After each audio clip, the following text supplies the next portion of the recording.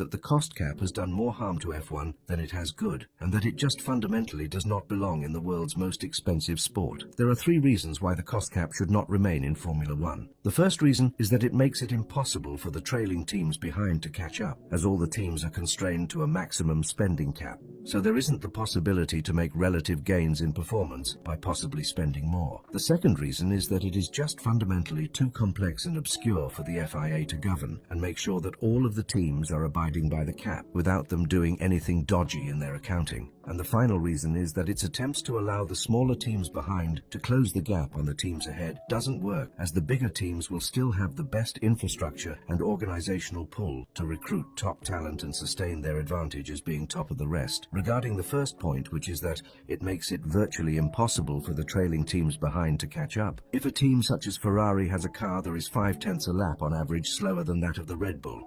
and they want to make up that performance deficit, how on earth can they do so if both Ferrari and Red Bull are constrained to the same budget? If Ferrari brings an upgrade, so will Red Bull, and if anything, all the cost cap does is just neutralizes the performance deltas between the teams and ensures that the team that nailed the regs at the very beginning of its introduction just maintains their advantage over the others. Therefore, if a cost cap is to remain in F1, it should instead be a sliding scale cost cap that allows the teams lower down to spend more money. Regarding the second point, which is that the cost cap is just too complex to effectively manage by the governing body, the issue regarding this is that teams will always find grey areas to try and exploit and manipulate the balance sheet in their advantage. Examples of this, which have been previously rumored, seems to all stem with Red Bull and how they supposedly don't sign their top employees that should fall under the cost cap to the Red Bull racing organization itself, but that they instead sign them to the main Red Bull company,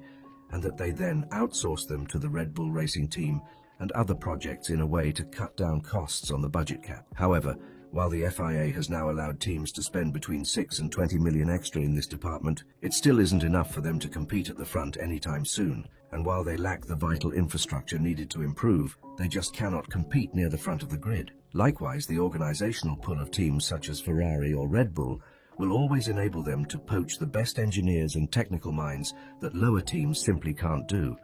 So while the cost cap might seem like a good idea in theory, it is unrealistic in its application.